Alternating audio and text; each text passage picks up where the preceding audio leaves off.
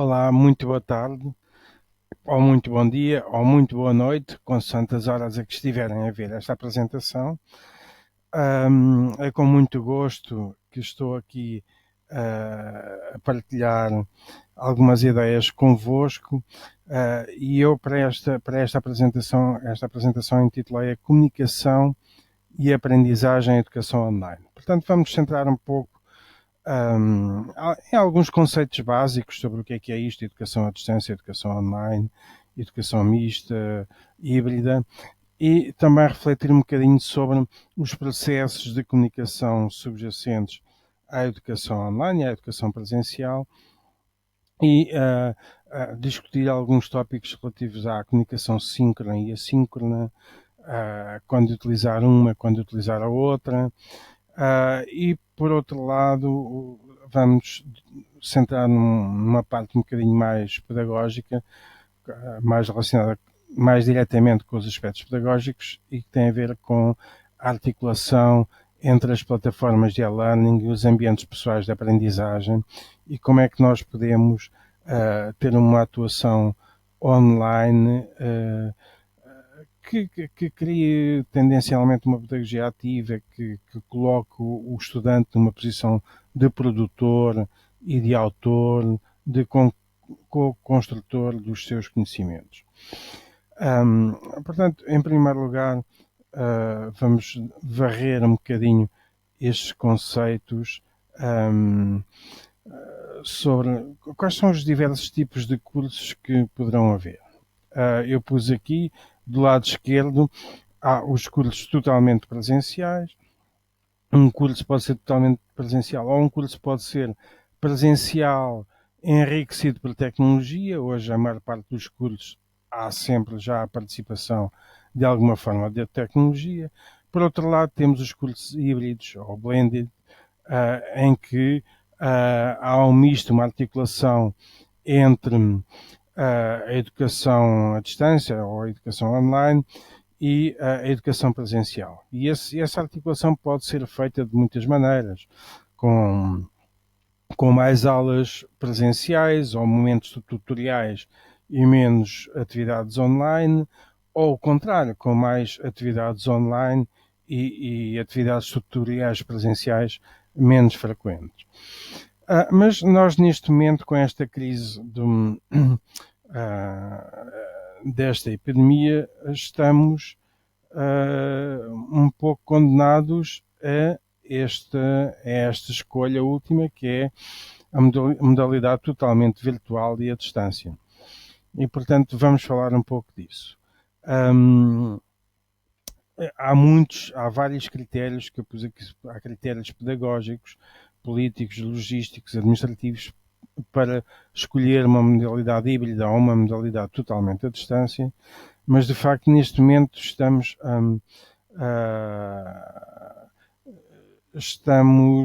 todos virados para este ensino que estamos a chamar de ensino remoto, e que pode não ser exatamente educação à distância, porque aquilo que se está a chamar de ensino remoto às vezes é uma tentativa de simular ou de replicar através de tecnologia aquilo que já fazíamos presencialmente. E a educação online, a educação à distância, pode não ser necessariamente isso.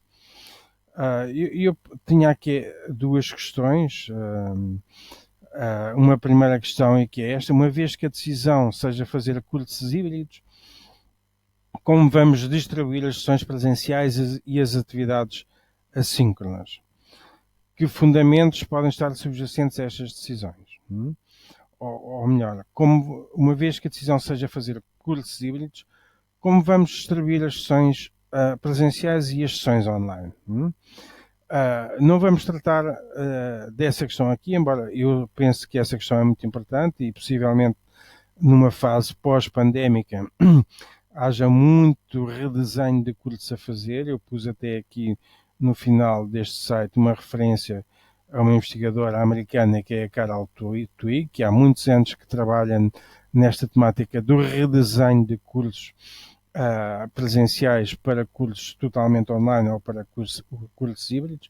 O site que eu pus aqui como referência tem uma enormidade de estudos de caso, cerca de 150 cursos dos vários diversos domínios e que estão aí exemplificados como é que foram transformados para cursos online ou cursos híbridos. Bom, mas essa agora ainda não é a nossa questão, seria uma questão para uma outra oportunidade, mas embora seja uma questão fundamental. E a outra questão que eu tenho aqui, uma vez que a decisão seja fazer cursos online, como vamos distribuir os tempos síncronos e assíncronos? Que fundamentos podem estar subjacentes a estas decisões? Esta parece-me uma questão fundamental e eu espero que tenham a oportunidade de a discutir ao longo da vossa formação. Eu irei elaborar alguns comentários sobre isso. Primeiro vamos recordar o que é a comunicação síncrona e o que é a comunicação assíncrona. Portanto, a comunicação síncrona é, obviamente, a comunicação que ocorre em tempo real, não é? O emissor e o receptor estejam ou não presentes ou à distância, estão a receber, a emitir e a receber mensagens em tempo real. Na comunicação assíncrona isso não acontece, não é? Há um desfazamento temporal entre o momento da emissão e o momento da recepção. A comunicação híbrida é típica de muitas redes sociais. Por exemplo, no Facebook nós temos um misto entre a comunicação síncrona e a comunicação assíncrona. Podemos deixar mensagens ou podemos utilizar o mensageiro quase em simultâneo. É uma forma de comunicação híbrida.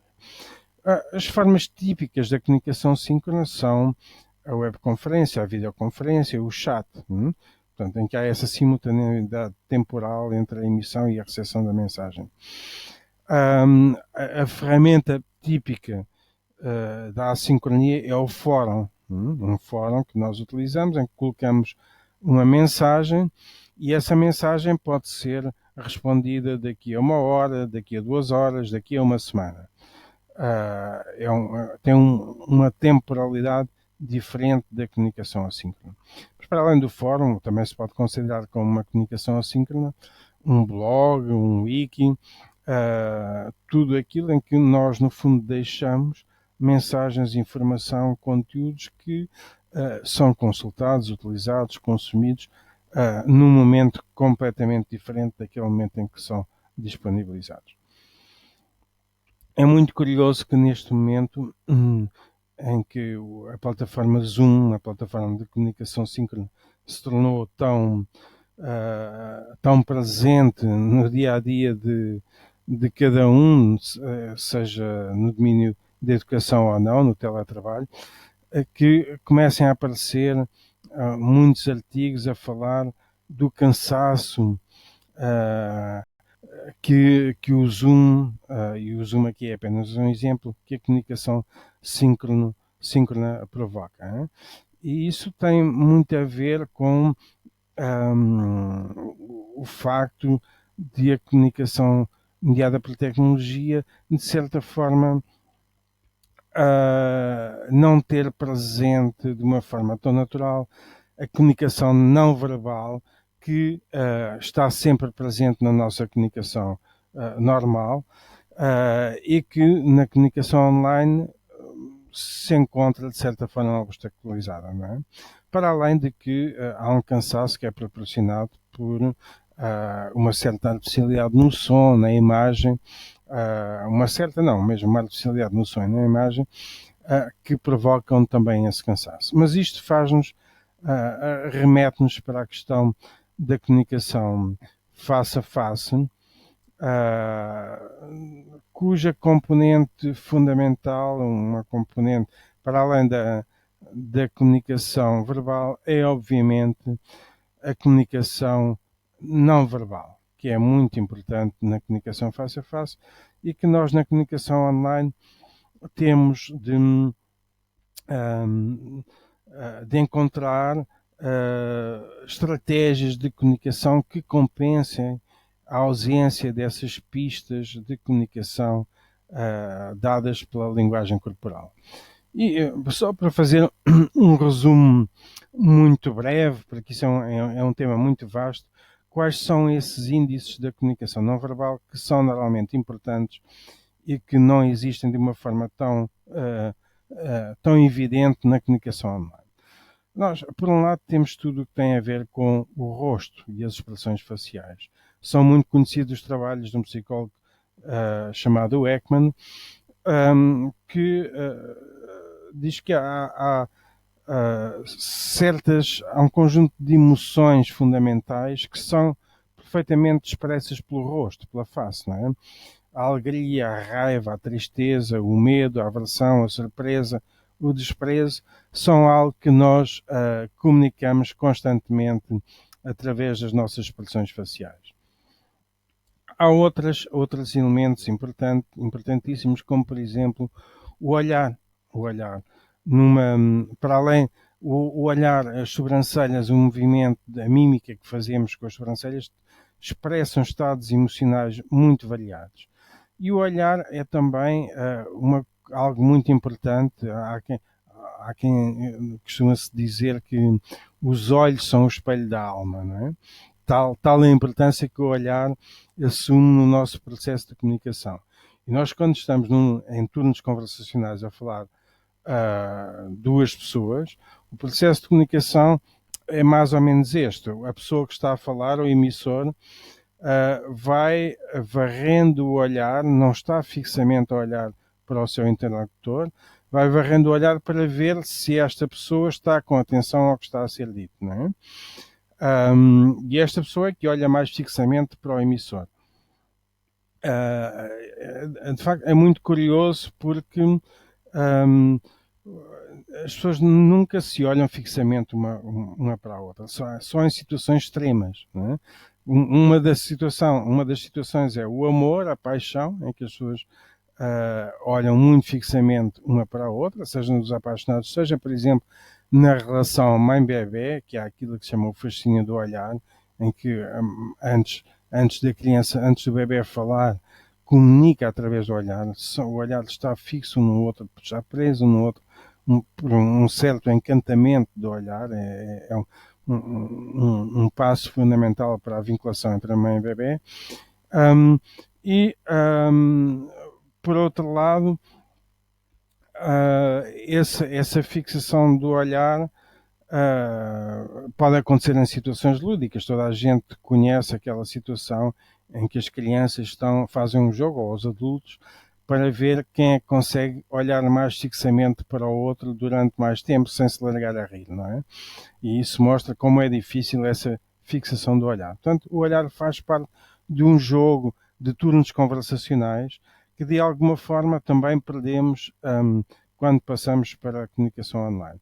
Portanto, tudo isto são componentes da comunicação, a maior parte das vezes absolutamente inconscientes, que nós não damos conta, como, por exemplo, uma outra dimensão, o sorriso, que eu não vou aprofundar aqui, mas há diversos tipos de sorriso e que expressam também estados emocionais diferentes.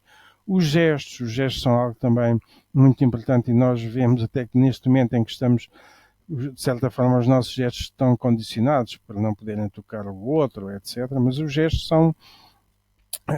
são fundamentais. Eu, por exemplo, gesticulo muito quando falo, não é?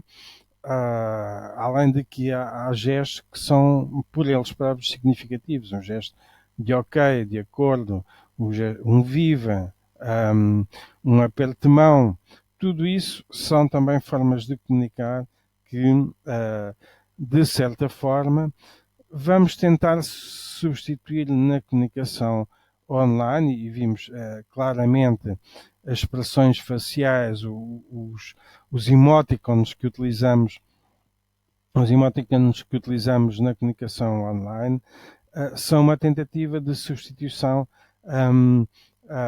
destas expressões do rosto. Quer dizer, nós passamos a pôr por escrito aquilo que normalmente já passava nas nossas expressões faciais.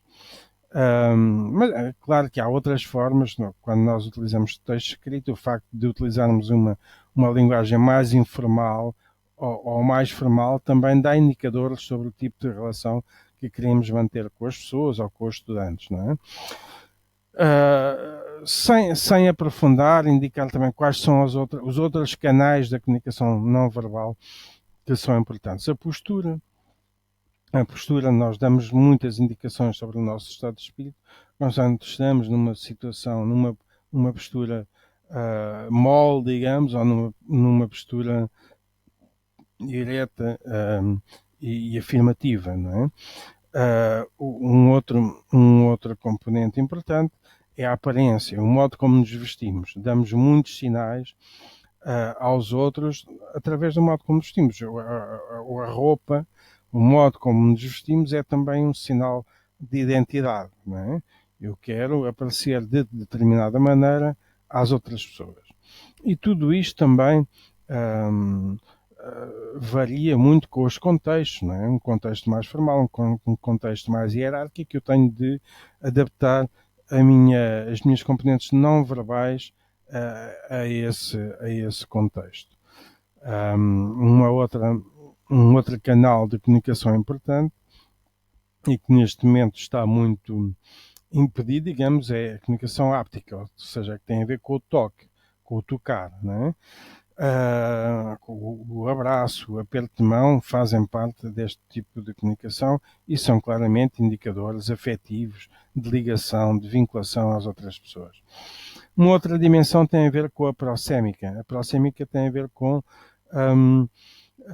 o espaço, não é? O espaço social, o espaço íntimo, o espaço privado, como é que nós regulamos as nossas relações através da gestão desse espaço. Nós temos um espaço de 45, 60 centímetros que é um espaço privado. Só as pessoas que têm uma intimidade muito grande connosco é que se aproximam de nós, é que entram dentro dessa esfera privada do espaço pessoal.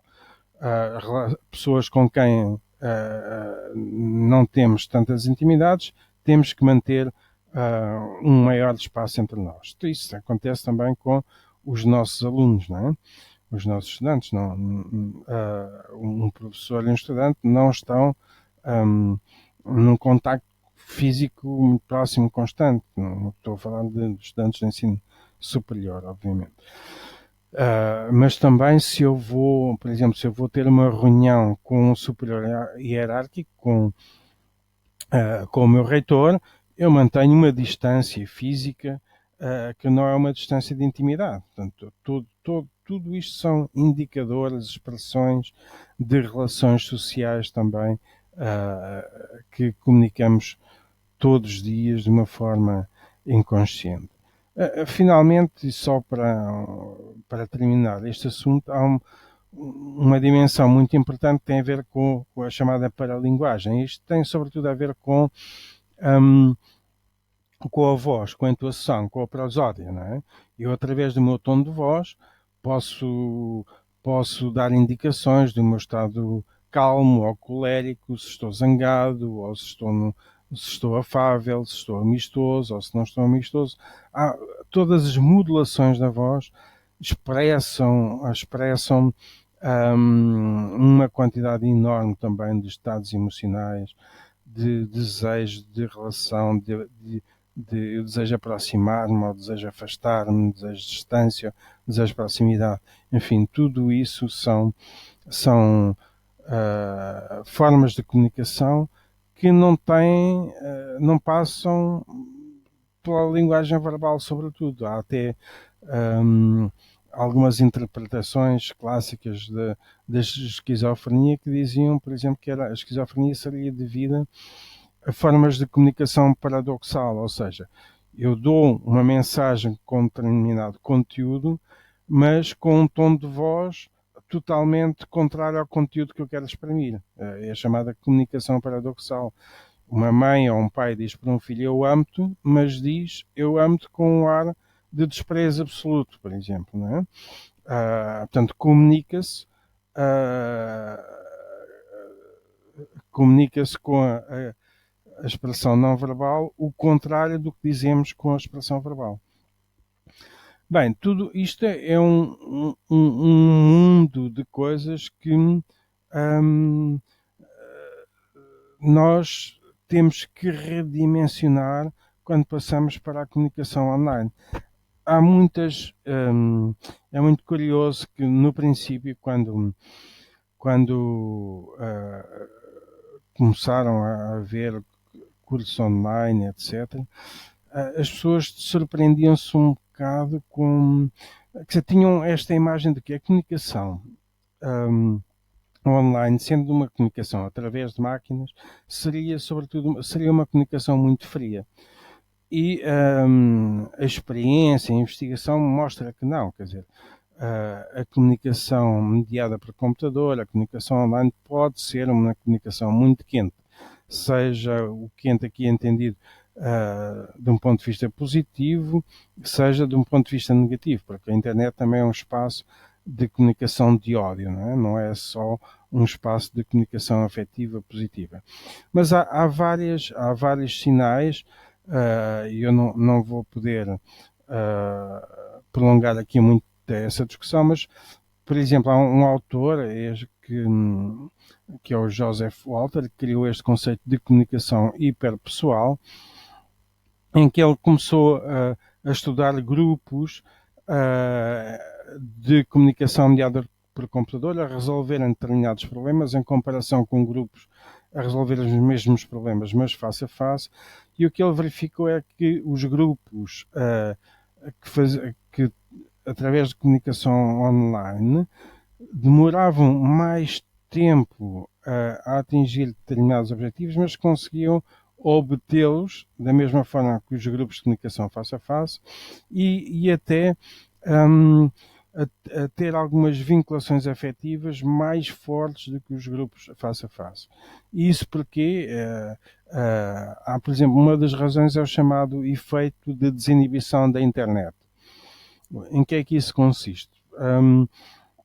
Na verdade, é como se a internet proporciona uma certa condição de anonimato, digamos, ou anonimato real. Eu não sei, estou a conversar pela primeira vez com uma pessoa que eu não conheço, ou um anonimato visual, ou seja, eu posso conhecer a pessoa, mas nós não estamos naquele momento face a face. E o face a face também é um bloqueador da comunicação, controla também a comunicação. E o que se verifica é que muitas vezes as pessoas, ao comunicarem através da internet, ao fazerem comunicação online, revelam às outras pessoas, aos seus interlocutores, muitas coisas de si próprias,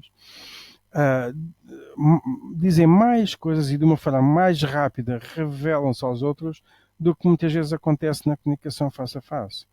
É isso que os autores chamam de efeito de desinibição da internet e que eu costumo ilustrar com uma experiência muito interessante que foi feita ainda muito antes da emergência da internet e que é a experiência do quarto escuro. Os investigadores punham um grupo a comunicar num quarto escuro e outro grupo equivalente a comunicar num quarto normalmente iluminado. E verificaram que as pessoas que estavam a interagir no quarto escuro acabavam também por dizer muito mais coisas, fazer autorrevelações, a dizer coisas sobre a sua própria intimidade, muito mais do que o grupo que estava no quarto normalmente iluminado. O que quer dizer que o olhar, por exemplo, não é apenas um facilitador de comunicação, é também um inibidor, não é? Por alguma razão, a noite é dos amantes, não é? É que de facto não nos estarmos a ver baixa de certa forma as guardas da interação interpessoal e permite que haja uma comunicação mais fluida, mais quente. Mas me volto a dizer, isto tanto para o bem como para o mal, não é? Não é por acaso que a internet é um espaço muito forte, seja de relacionamentos amorosos muito rápidos, muito fortes, porque as pessoas não se conhecendo idealizam-se muito umas às outras, mas também é um espaço de comunicação muito aguerrida, muito forte, muito guerreira, muito muito insultuosa por vezes. Não é? Os autores chamam isso o flaming, o incendiar. É muito fácil eu, não estando perante a outra pessoa, face a face, dar uma resposta muito mais cruel, muito mais bruta do que eu daria se estivesse online com essa pessoa. Bem, isto é um mundo de coisas que se estão a estudar e todos vocês com certeza já experienciaram isto, mas que mostra que realmente, ao contrário do que se poderia pensar no início destes cursos online, a internet é um meio, não se trata aqui apenas de uma comunicação pessoa-máquina, trata-se de comunicação entre pessoas através da tecnologia. E eu devo dizer que uma das coisas que, quando comecei a fazer cursos online em 2001, uma das coisas que mais surpreendia as pessoas era, de facto, o grau de vinculação afetiva que elas conseguiam ter ao fim de 3 meses de um curso, por exemplo. Não era, saía completamente das suas expectativas, não era isso que estavam à espera de uma interação muito mais fria, muito mais moderada, menos intensa. Isso é um dado muito interessante para, para quando queremos operacionalizar depois estas coisas em termos de educação, nomeadamente de educação online. Vou fazer uma referência muito breve, ainda só, a esta dimensão socioemocional, que é muito importante, num curso online. Eu chamo aqui a colação, por exemplo, o modelo da comunidade de inquirição do Garrison e Anderson, que propõem que um curso online é constituído basicamente por estas 3 dimensões que aqui estão: a presença social, a presença cognitiva e a presença de ensino. A presença de ensino tem a ver com tudo aquilo que o professor faz, as interações do professor com os estudantes, os materiais que o professor coloca no curso, o currículo que desenha, etc. A presença social tem a ver com essa dimensão socioemocional de um curso. Como é que as pessoas interagem?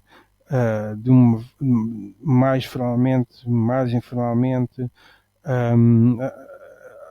Por exemplo, é possível criar um cibercafé num curso. Um cibercafé é um espaço de comunicação informal em que eu digo que filme eu fui ver, que livro estou a ler, qual é o meu clube de futebol, enfim, todo um conjunto de interações que não têm exatamente a ver com os conteúdos, mas que proporcionam a criação de um ambiente socioemocional, de um clima social dentro do curso que facilita a interação propriamente de ensino e aprendizagem. E finalmente uma outra presença, que é a presença cognitiva,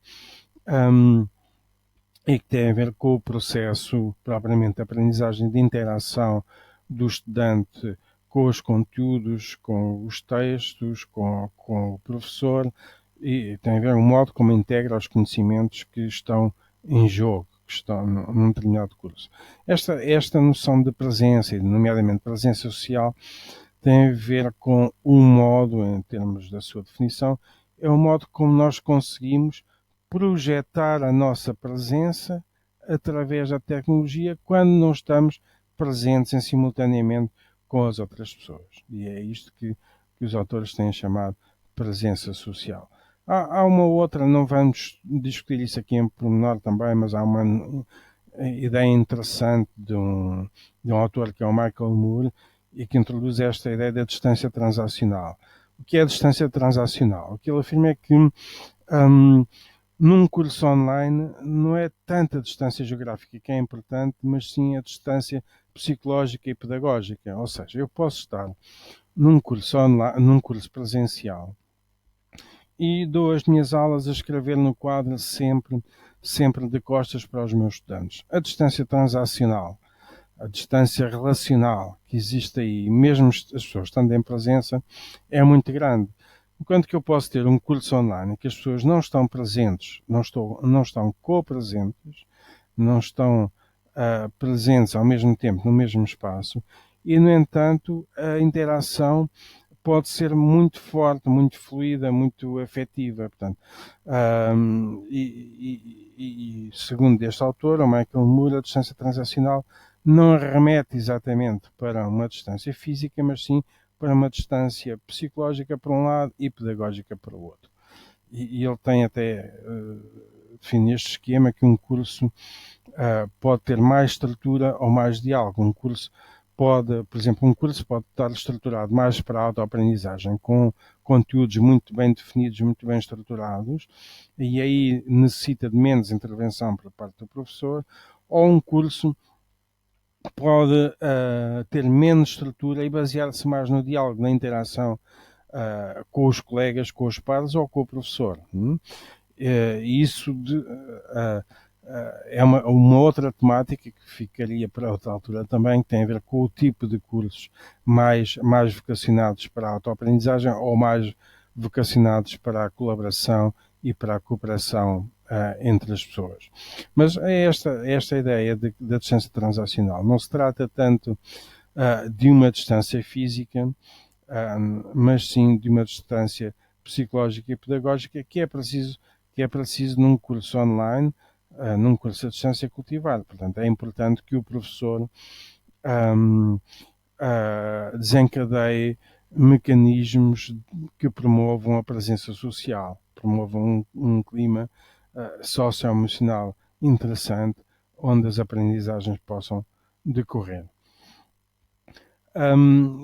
Um outro tópico importante, e este é um tópico mais que tem a ver com a prática pedagógica mais diretamente, e que tem a ver com com as ferramentas que nós utilizamos. Nós temos basicamente os LMS, que são os Learning Management Systems, não é? Que são as plataformas de e-learning, como o Moodle, por exemplo, e depois temos toda uma miríade de ferramentas, que são as ferramentas da Web 2.0. E o que é a Web 2.0? A Web 2.0 é essencialmente uma web que é uma web de escrita e de leitura, em que as ferramentas podem ser administradas pelo utilizador e o próprio utilizador pode produzir conteúdos, portanto, ser autor, ser produtor, enquanto na Web 1.0 era caracterizada por sites estáticos em que nós éramos meros leitores, consumidores do que outros nos apresentavam. E com estas novas tecnologias, estas novas ferramentas, nós podemos criar o que se chama os PLE, os Personal Learning Environments ou os ambientes pessoais de aprendizagem. Cada estudante pode conjugar uma série de ferramentas, constituindo assim o seu ambiente pessoal de aprendizagem, que serve diversas funções, estão aqui sinalizadas a gestão da informação, ou a interação com os outros, ou a geração de conteúdos próprios, não é? E o que é interessante, enquanto que num LMS, num Learning Management System, numa plataforma de e-learning, é tipicamente uma ferramenta que é mais, cujo controle está mais na instituição e no professor, nos PLEs, o controle está mais nas mãos do estudante. E é possível, e é isso que eu defendo, construir cursos que articulem estas duas dimensões. Portanto, o LMS por um lado e os PLEs por outro. Ou seja, conceber um curso online de forma a que o LMS constitui, digamos, a casa-mãe de um curso, em que as grandes diretivas são dadas pelo professor, mais ou menos negociadas com os estudantes, podem ser muito negociadas ou pouco negociadas, mas em que os estudantes têm também os seus espaços próprios de aprendizagem, geridos por eles próprios. E isto pode ser feito em articulação. Os espaços mais controlados pelo professor, pela instituição, e os espaços mais controlados pelos próprios estudantes. Eu vou dar um pequeno exemplo deste tipo de práticas. É um curso, portanto, que está em espanhol, porque é um curso que dei no Equador e que vou apresentar aqui como exemplo. O que nós temos aqui é um Moodle, é um curso de desenho instrucional, mas temos aqui ao centro os fóruns típicos do Moodle, etc. E aqui à direita temos os espaços pessoais de aprendizagem dos estudantes. O que eu proponho normalmente é trabalhar com wikis, mas pode ser com blogs, pode ser com 1000 ferramentas que estão disponibilizadas online. Eu vou-vos mostrar aqui um caso, por exemplo, da Cati. Vou abrir o seu ambiente pessoal de aprendizagem. Aqui temos um wiki, onde ela tem a sua apresentação pessoal e onde junta, vai colocando aqui as suas pesquisas sobre os assuntos que são tratados na disciplina. Neste caso era uma disciplina de desenho instrucional, portanto tem aqui o modelo A, EDI, que é um dos modelos de desenho instrucional existentes. Portanto, coloca aqui tudo o que investigou sobre o assunto, ou o que selecionou para colocar aqui. Este seu ambiente pessoal de aprendizagem tem um índice, não é? Portanto, tem um outro assunto, o modelo ASUR, que é um outro modelo. Portanto, e tem... houve também uma proposta de trabalho de grupo. Aqui remete, ela fazia parte do grupo azul. Se clicarmos aqui, vamos ter ao trabalho de grupo, já não, já saímos fora do seu espaço individual, mas isto foi uma proposta de um curso online feito por um grupo, e todo o seu trabalho, todo o trabalho do grupo aparece aqui, e aqui temos os estudantes que participaram neste trabalho de grupo, e cada um aqui remete para o seu perfil. Nós, a partir daqui, conseguimos perceber quem é que trabalhou neste grupo. Aqui, vou tentar voltar para trás, mas portanto tínhamos ali a partir do seu ambiente pessoal de aprendizagem, remetia para o trabalho, para o seu grupo, e também para uma outra ferramenta que eu costumo utilizar com os estudantes, que é um Padlet, em que vocês vão ver aqui, é uma ferramenta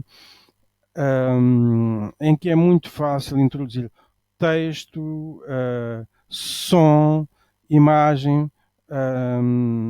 Por exemplo, aqui temos a noção de distância transacional, em que ela faz uma apresentação em vídeo sobre esse conceito, não é?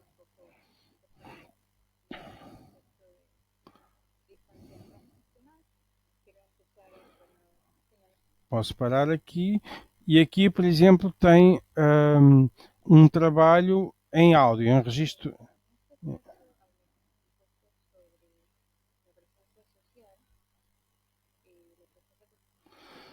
E também todo este ambiente pessoal de aprendizagem, que neste caso está constituído essencialmente por duas ferramentas, um wiki e um Padlet, mas que poderia ter muitas mais também. Não podemos exagerar, senão as pessoas também se perdem entre tantas ferramentas, mas só para dizer que isto pode constituir um portfólio para a avaliação de cada estudante, não é? Muitas vezes eu peço-lhes que me coloquem no seu portfólio, por exemplo, consideram ser as suas 10 melhores intervenções ao longo do curso. Também não temos que ter algum cuidado com a própria sobrevivência do professor, não podemos avaliar tudo o que eles fazem. Um dos problemas da educação online é que nós vivemos num regime de excesso de informação, portanto é preciso selecionar. E eu muitas vezes proponho que eles selecionem, por exemplo, as suas melhores intervenções no início de um curso, as suas melhores intervenções no meio do curso, as suas melhores intervenções no fim do curso, de forma a que tenham um retrato ou um filme do seu trabalho ao longo do curso. Um, Também dizer outra coisa que é importante: qualquer uma destas ferramentas permite que ela seja comentada por colegas. Neste caso não está aberto, mas, ou seja, estas ferramentas podem ser colocadas em rede. Todos podemos ver o que cada um está a fazer. Todos podemos comentar o trabalho de todos e era aqui também isso que eu gostaria de sublinhar, que é temos, portanto, aqui o trabalho, temos, deste lado temos os trabalhos de grupo todos e deste lado temos os trabalhos individuais de todos. E o que eu procuro com este tipo de trabalho é que é contrário a um bocado aquela lógica de o estudante faz um trabalho para o professor, que o vai classificar e o trabalho é esquecido. Eu procuro trabalhar com uma lógica de que os estudantes produzam algo, que no final do semestre tenham algo que tenham, eles próprios tenham feito e que se possa mostrar. Portanto, induzi-los a trabalharem para coisas que possam ser postas em público, que possam ser comentadas pelos outros, eventualmente até que possam ser reaproveitadas por outros estudantes num outro ano letivo. Isto tem também trabalha muito com esta ideia de o estudante como produtor, o estudante produzindo artefactos digitais de natureza diversa. E esses artefactos digitais são algo visível, algo editável e reutilizável e que não são feitos apenas para o professor. Claro que quando eu proponho este tipo de trabalhos, e voltando e para terminar, voltando à questão da comunicação síncrona e assíncrona, quando eu proponho este tipo de trabalhos é num registro assíncrono, não é? Eu trabalho sempre com unidades de tempo de 2 semanas e por vezes quando é trabalho de projeto até 1 mês, 3 meses, não é? Mas dou sempre no mínimo 1 semana, 2 semanas para que se possa realizar algo portanto evito abusar, digamos, da comunicação síncrona. E vamos ver quando é que eu considero que a comunicação síncrona é importante. Eu diria em dois ou três contextos. Por um lado, em situações que exijam alguma forma de brainstorming. Por exemplo, na discussão de um projeto, que necessitam de serem discutidas muitas ideias e de uma forma muito rápida que não se coaduna bem com a temporalidade do assíncrono. Por outro lado, para promover precisamente a presença social, a criação de um clima socioemocional na sala de aula virtual, quando as pessoas não se conhecem, quando estão totalmente à distância, ter alguns momentos síncronos é importante para que as pessoas se conheçam e reconheçam e criem esse ambiente socioemocional interessante para que um curso possa decorrer. E por outro lado também para a apresentação de trabalhos dos estudantes, tal como se faz no presencial, aliás, não é? Ou seja, os estudantes trabalham de forma assíncrona durante um tempo, pode ser 1 mês, por exemplo, para fazer uma apresentação síncrona. Tenho criado muitas vezes o trabalho criando, por exemplo, um congresso virtual, onde no final de um semestre, o semestre termina com um congresso virtual onde cada grupo apresenta os seus trabalhos. E depois pode haver, de forma síncrona, e pode haver uma discussão síncrona nesse momento, mas também os trabalhos podem ser deixados na plataforma, no LMS, e definir, por exemplo, um prazo de 2 semanas para discutir assincronamente aquilo que já foi apresentado sincronamente. O que eu acho que é importante evitar é a tendência, a tendência que pode haver para uma utilização excessiva da comunicação síncrona em termos de uma pedagogia meramente transmissiva. O síncrono permite muito ou potencializa esta ideia de replicar aulas presenciais utilizando videoconferências, webconferências com um tempo enorme em que apenas o professor fala e os professores, por norma, são pessoas que gostam de falar e gostam de ter uma audiência e a comunicação síncrona promove um bocadinho isso. Portanto, eu penso que a minha opinião é de que se deve articular a comunicação síncrona com a síncrona, não abusar da comunicação síncrona. É extremamente difícil seguir uma comunicação síncrona durante muito tempo e a comunicação assíncrona permite uma maior permite nós pensarmos em atividades em que os estudantes possam ser realmente ativos e produtivos naquilo que estão a fazer e não estando meramente a receber lições, aulas transmissíveis através da internet. Não quer dizer que nós não façamos pequenos clipes de vídeo ou que não façamos algumas intervenções também síncronas enquanto professores. Mas pronto, o que eu queria enfatizar aqui é que não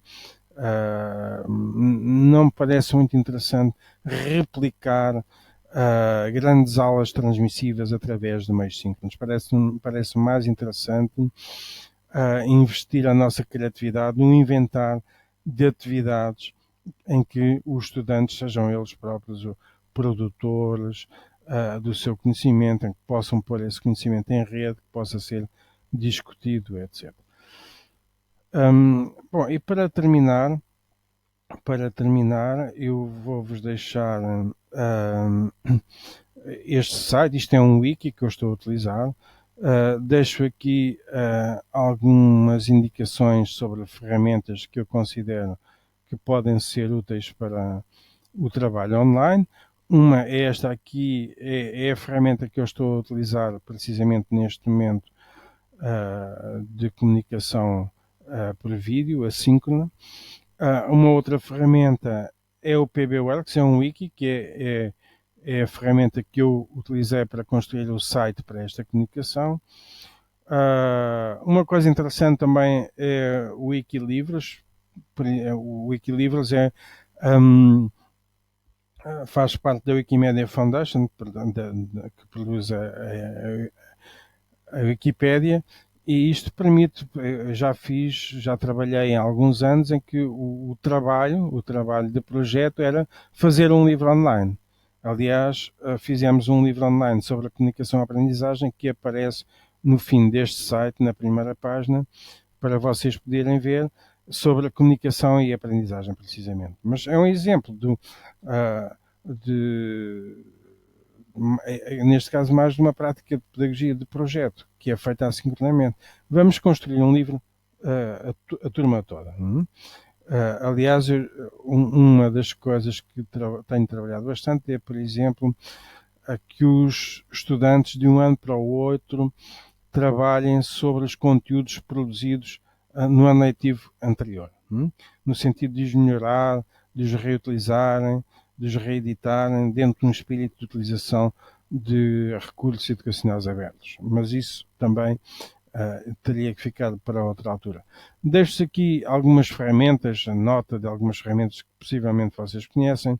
O Evernote, que é uma ferramenta que eu utilizo muito como para gerir a minha informação pessoal, não tanto a que está na internet, mas a minha informação pessoal. É uma ferramenta muito útil. Esta ferramenta, o Kialo, é uma ferramenta muito interessante também. Por exemplo, basicamente consiste nisto: eu tenho duas posições sobre um determinado assunto. Vamos supor que discutíamos vantagens da comunicação assíncrona versus vantagens da comunicação síncrona. E posso pôr duas moções, uma moção A e uma moção B, e as pessoas vão votar mais na moção A ou mais na moção B e criar argumentos a favor de A ou B. É uma ferramenta que foi criada para promover o pensamento crítico e funciona muito nesta base quais são os argumentos a favor de uma coisa, quais são os argumentos a favor de outra coisa. É muito interessante para utilizar com os estudantes.